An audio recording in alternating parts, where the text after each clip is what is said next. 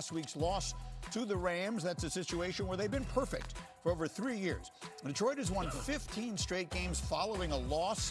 That ties a run the Ravens had a generation ago for the longest such win streak in NFL history. And Dan Campbell and company know they need to start winning to get back into the playoff picture. You got to get better. We got to get better. We got to move on.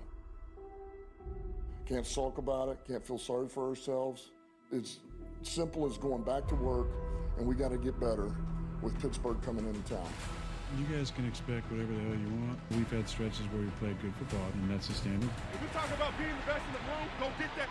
Aaron Rodgers in for the touchdown. We're resilient. We still have plenty of stuff in front of us, and we've got a great group that can win a championship here. How about this swing? I know they're a physical group, physical team. And there he is, Hutchinson. I know we're going to get their best shot. It's a rugged team that's coming in here. They play bully ball. That's what we got to be preparing for. Huge game. Kimberly Martin in Detroit for us. Kmart, what have both teams been saying about their approach to this one? Good morning, Greeny. Well, physicality on both sides of the ball will be key in this matchup.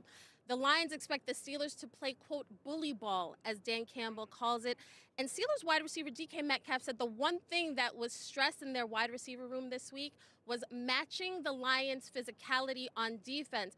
Metcalf said, listen, we are hungry for a home playoff game. And, of course, they're hungry for a win, so we know we're going to get their best shot. Now, on defense, the Steelers have to have that same mindset because this week they will be without T.J. Watt again, the second straight game he's missed as he recovers from surgery from that partially collapsed lung.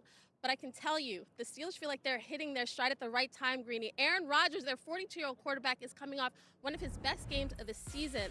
And I asked Marquez Valdez-Scantling, his former receiver in Green Bay, about Rodgers, and MVS told me, listen, he's the same guy, except there's one big difference. He said he's gotten a little soft.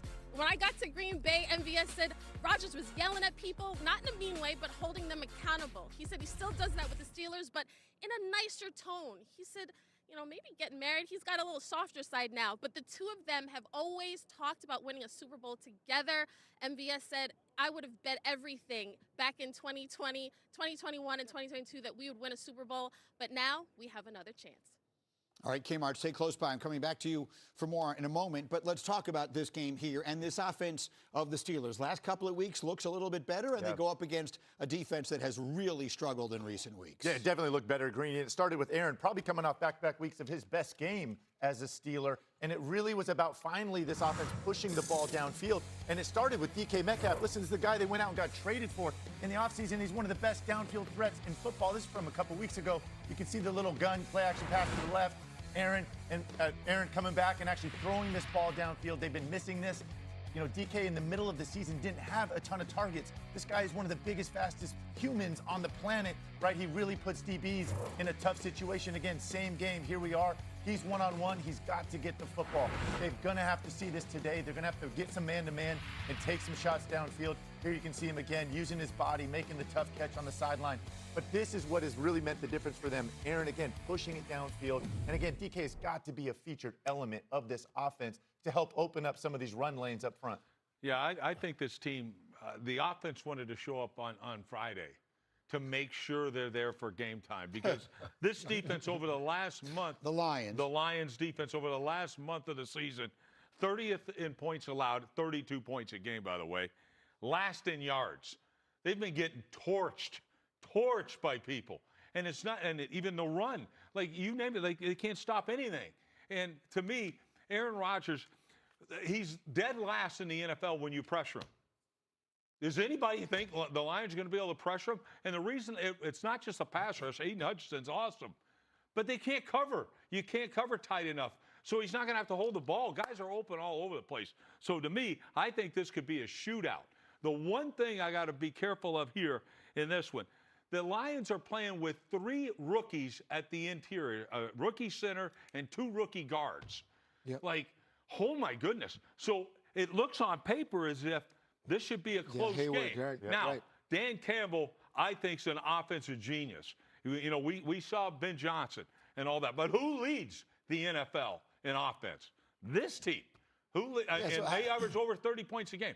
So I think it's going to be a shootout. Yeah, and that's interesting of you saying it's going to be a shootout, because I agree, because then how do the Steelers slow them down? Now, you mentioned the rookies inside, but Watt down, Herbig down. Jack Sawyer, the rookie out of Ohio State, he's taken a bigger role today. And if Goff, if you can't get Goff off schedule and stop the run, this guy is going to slice you up. That's really what I think is going to happen today. And then it's going to be, can Aaron continually hit those shots, and can he match them score for score, which is something I don't know if Pittsburgh can do right now. Have you seen, lately, the Steeler team, boy, they are going 2 or more tight ends.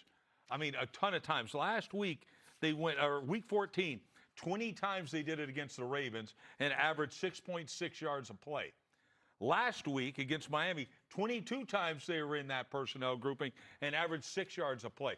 That's one way to keep that running game going and all that type of stuff, and keep that clock going, keep that offensive Detroit on the sideline. I just don't know if they can slow the game down like that, right? Like, this isn't a game where you're going to win scoring 17 points, right? Like, again, the Lions at home, they are going to score. Yes, they right? are. They love being inside on that turf. Again, Goff throwing it around in the AC, he can really sling it. Like, if you're the Pittsburgh Steelers, like, you got to have your foot on the gas offensively if you have a chance to win this game. Situational. Go ahead, Randy. Get Randy in. And see, my question for me is what Pittsburgh's Steelers team will show up. The last time we really seen this offense really working at a high level, maybe 2 months ago, and I'm going to tell y'all the game over in London when they played the Minnesota Vikings. Y'all remember DK Metcalf on that deep dig where he ran for like 40 yards after?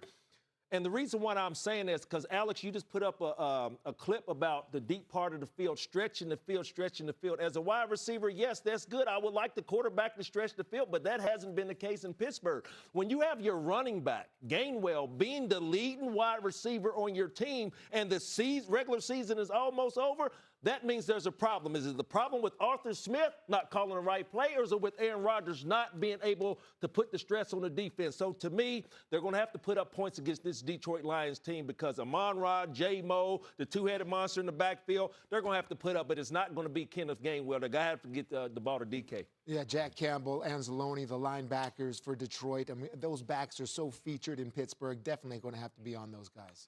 In a small way, or in a way, the Lions were they benefited from the Bears winning the game against Green Bay last night. They still have a chance, an outside chance, to win the NFC North. In the meantime, I told you Kimberly Martin was going to rejoin us from Detroit. Last year, she was with the Lions to witness firsthand a very frightening situation. Kmart, you pick it up from there.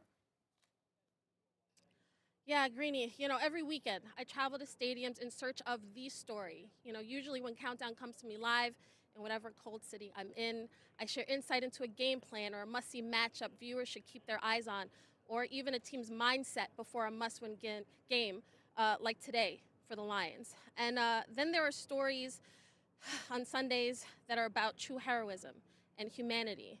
And those stories sometimes fall at your very feet. And like you said, that's what happened to me exactly 1 year ago this weekend, days before Christmas, just as I was finished reporting live on NFL Countdown. So in our Sunday Spotlight, I tell a story I never saw coming, and one I will never forget.